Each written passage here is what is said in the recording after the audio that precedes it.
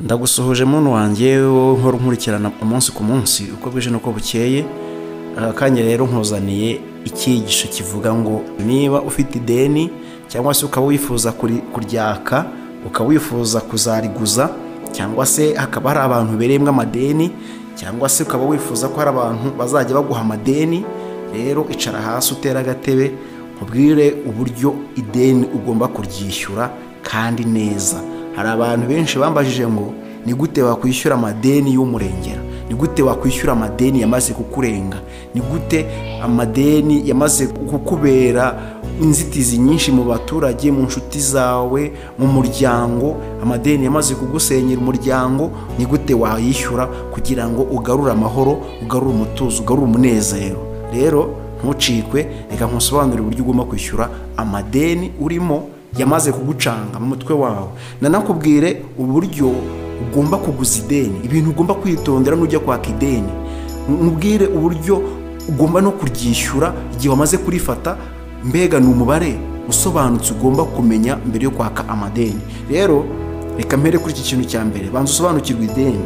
Ideni ni ryiza ku muntu wabashije kurikoresha neza, kandi nanone ni ribi ku muntu utarabashije kurikoresha neza. Uko nurikoresha nabi, iri deni amaherezo riragusenyera umuryango, riragusenyera inshuti zawe, kandi riranagufungisha, rikuteza ibibazo. Ndetse none ikintu kibi gikomeye cyane, ideni ahantu ribera ribi nuko ritera n'urupfu. Umuntu wagiye mu madeni cyane n'urupfu yarujyamo. Uri muntu ufite ideni nta mahoro aba afite, aba yifuza ahantu yacikira by'iteka ryose ntazongere kugaragara, akumva nta handi yabona usibye mu rupfu. Ahanini abenshi bamaze kubura igisubizo tayari no kwiyahura. Rero dore uburyo wakwishyura ideni mbere yo gufata iyo myanzuro ikakaye gutyo, mbere yo kwiyahura, cyangwa se mbere yo gusenya umuryango wawe, cyangwa se mbere y'uko wavuga ngo mfashe icyemezo cyo gucika ndigendeye. Hari abafata umwanzuro uko ngo ndigendeye ndahunze, ubundi kama mbaya icyo nzabanza ngo umuti. Oya, buriya umuti no kuvuga ngo icyo nzabanza ngo umuti, ujye umenya ko n'umuti urura cyangwa se ugasharira, bivuze ngo ntabwo umuti uryohera. Rero ibyiza dore uburyo ugiye kwishyura ayo madeni, nkwibwire n'uburyo ugomba kuguza amadeni ukayishyura neza kandi udafite ibibazo byaguteranya n'umuryango wawe ngo bitandukanye umuryango wawe, cyangwa se bigere naho wapfa ngo wiyahure. Ariko mbere kugira ngo nkubwire ntangire gutyo, reka uhe imfashanyigisho kugira ngo yumve neza. Dufite umuntu yitwa Kalisa ahantu ari arakorera amafaranga 80 ku kwezi. Nuri imfashanyigisho ngiye kuguha kugira ngo yumve neza, wiyumve nawe ahantu uri, wumve ko wabuhanye na Kalisa ahembwa 80 ahantu akora. Akazi akariko kose yagakora, ariko yagize ibyago abona akazi kamuhemba 80 ndetse karanamushimishije. Reka ne kubyita ibyago, yagize amahirwe abona akazi k'80. 80 abona mu kwezi, aragenda agakodesha inzu, kandi iyo nzu agashaka n'ibimutunga, akagura umuriro, akagura amazi, yenda afite n'umukozi simbizi. Ariko icyo nshaka ni ukukubwira ko Kalisa afite akazi k'80, kandi amafaranga 80 akaba ariyo anamutunzemo. Abacuruzi bo muri karitsiye bose bazi Kalisa yuko we yishyura ukwezi kurangiye, waragenda agafata ibyo ashaka, none ukwezi kwazashira akazishyura. Noneho ubwo mu bijyanye no guteka cyangwa se ibikoresho byo mu rugo cyangwa se isabune n'iki, yaragendaga akaka, none bakandika mu ikayi amafaranga amaze kugezamo, ukwezi kwashira akagenda akishyura. Ikintu cyabaje Kalisa nuko nyuma y'umwaka umwe bamufagitiriye umwenda wa miliyoni atarishyura. Bivuze ngo yari amafaranga atigeze yishyura ahwanye na miliyoni, yaryaga amafaranga menshi kuruta amafaranga yinjije. Naho ngaho Kalisa yaje kwisanga ari mu mwenda wa miliyoni, kandi bari bamwizeye, ari inshuti ze, bamuzi neza ko ari inyangamugayo, ariko aza kwisanga yaramaze kurenga inkombe yo kurenza amafaranga mu yo yinjizaga mu kwezi, asanga yararengaga. Ahubwo aza kwisanga rero aba ari mu mwenda w'amafaranga miliyoni yose. None Kalisa ni gutazishyura miliyoni, bivuze ngo Kalisa yari amafaranga menshi kuruta amafaranga yinjiza. Niyo mpamvu yagiye kwisanga yisanga ari mu mwenda wa miliyoni. Bivuze ngo aho yajyaga gufata ibyo kurya barandikaga, ariko Kalisa ntabwo yigeze yandika, kuko icyo yarazi cyo nuko yagendaga akishyura ukwezi gushize agasigamo umwenda, akongera ukwezi gashira akishyura agasigamo umwenda, biza kurangira yisanze noneho harimo umwenda wa miliyoni. Rero mu myenda tugira harimo abantu bagira imyenda ya banki cyangwa se ikigo runaka, hakaba n'abantu bagira imyenda y'abantu baturanye b'abacuruzi runaka, kuko agenda agafata ibintu akazishyura nyuma ukwezi gushize. Rero hari abantu bagira imyenda gutyo. Hari n'ugira ikibazo runaka kimutunguye agahita abwira inshuti ye baturanye cyangwa se inshuti ye bagendana ati nguriza aya mafaranga nzabanya kwishyura, akayamuha.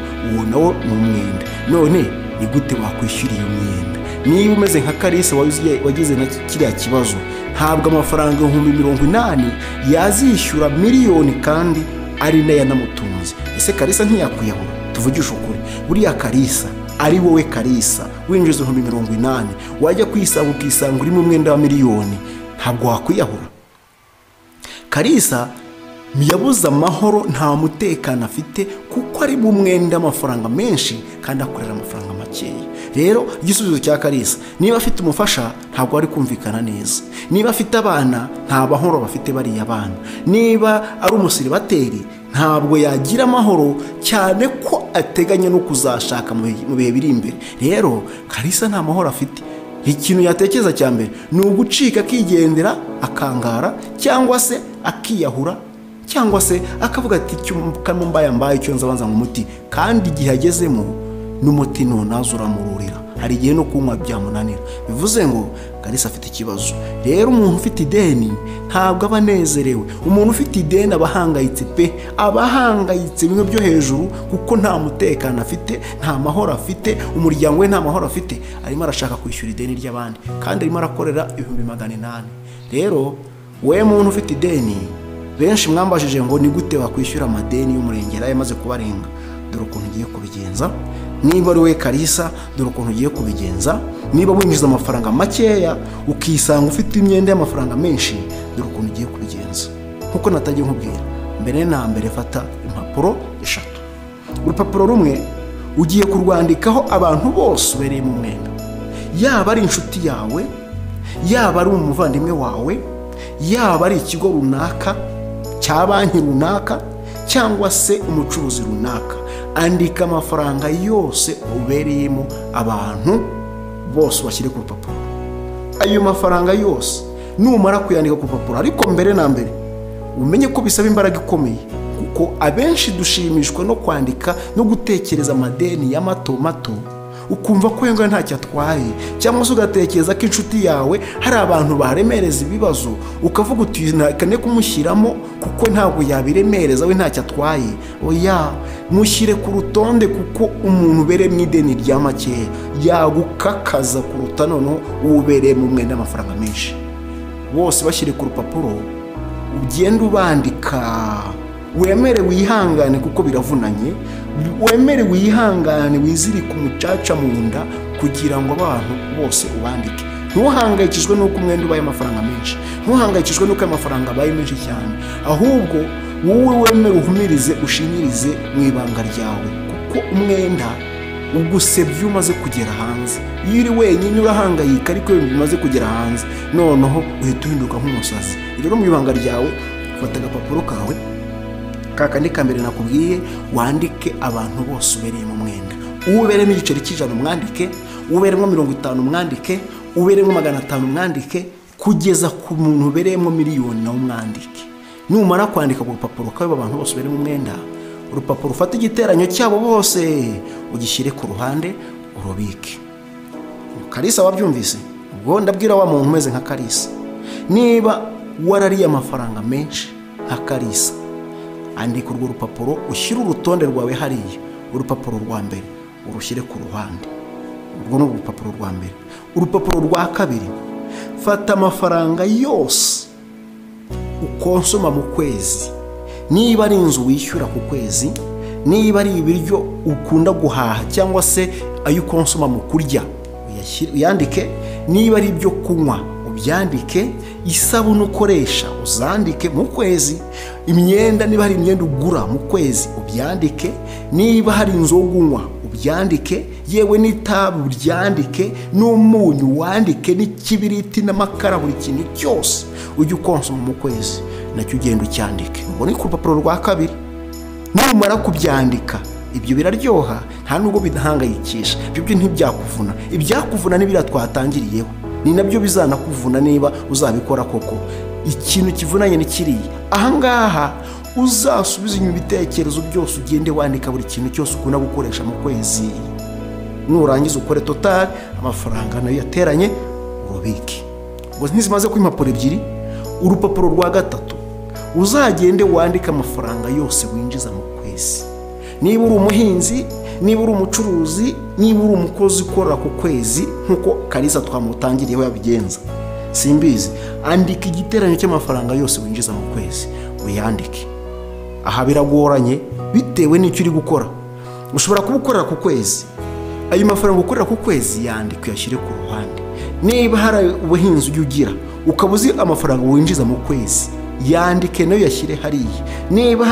niba hari akazi k'ubucuruzi ujya ugira ukaba uzi uko wunguka udufaranga duke duke, iyo wacuruza bingira amafaranga, iyo nacuruza gutya mbona udufaranga, nabyo byandike bitewe n'aho amafaranga winjiza. andika urupapuro rwa gatatu amafaranga winjiza mu kwezi, naho ubishyire ku ruhande. ubwo simaze kuri impapuro 3 zose zagiye ku ruhande. urupapuro rwa mbere ni amafaranga ubereyemo umwenda abantu bose babaho mu buzima bwawe bwose.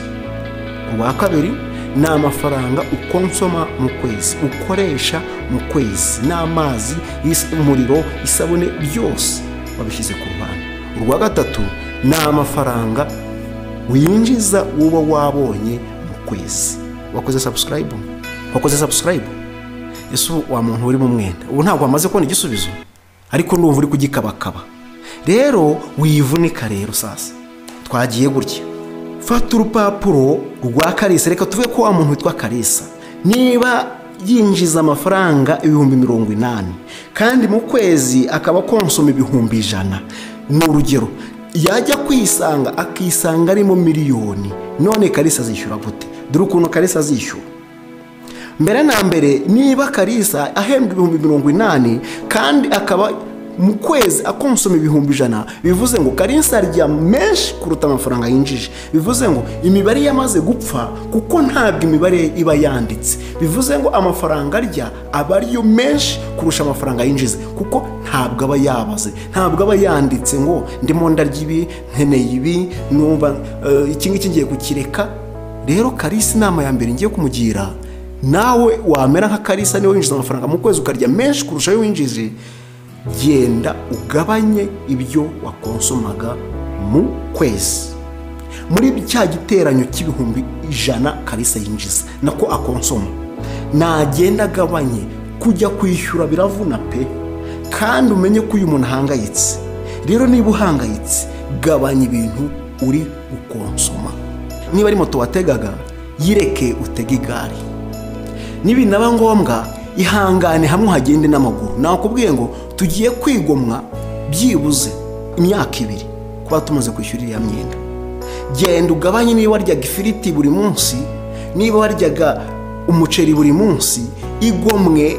niba ku munsi wararyaga 2,000, igomwe uvuga uti none ngiye kuzajya ndya amafaranga 1,000. ndakubwiza ukuri, ni ibintu bigiye kuguha amahoro kandi ukabigeraho vuba. icyo ni icya kabiri. icya gatatu, niba ikintu mbega ahantu hose ubona wakonsomaga amafaranga, genda uhagabanya ugire 1/2. noneho uvuga uti 180,000 nkorera ku kwezi, 40 ngiye kuyasevinga, andi 40 ngiye kuyinjiza mu isanduku, noneho yinjiza amafaranga. bivuze ngo 1/2 cy'amafaranga ukorera agiye kwishyura umwenda, ikindi 1/2 kigiye gukemura ibibazo byawe. nugira ikibazo ukabona ko utari buhazwe n'ibyifuzo byawe kubera twa dufaranga dukeye, gerageza wigo mushaka handi hantu ugiye kuvunikira, ushaka andi mafaranga bwa kabiri, none ahaza bya byifuzo byawe. muri make azakemura bya bibazo wari ufite mu rugo rwawe. niba uri kubona ayo mafaranga aza kukubana makeya, 40,000, ukaba uzi ko atakwishyurira inzu, ukaba uzi yuko utayanaryamo, ukaba uzi ko utanabigenza gute, ihangane ushaka ubundi buryo. nibura ukorera 1,000 ku munsi, yiyongere muri bya bikorwa byawe. ariko 40 icyo ushaka nuko ajya muri saving kujya kwishyura babandi bawe. Nubirangiza icyo ngicyo cyumve neza, nakubwiye ngo biraguha amahoro kandi uratuza neza, kuko noneho uri mu mubare, ibintu byawe bijye mu mibare, amafaranga yawe najye mu mubare. Gabanya 1/2 cy'amafaranga winjiza ajye mu isanduku yo kujya kwishyura abantu, andi najye kugukemura utubazo nibinaba ngombwa ukababona ko byanze. Ihangane wongera amasaha y'akazi, noneho shaka ikindi kintu wakora kikwinjiza amafaranga 1000, kiratuma bya mibereho yawe noneho ibyihaza ariko nishyure babandi.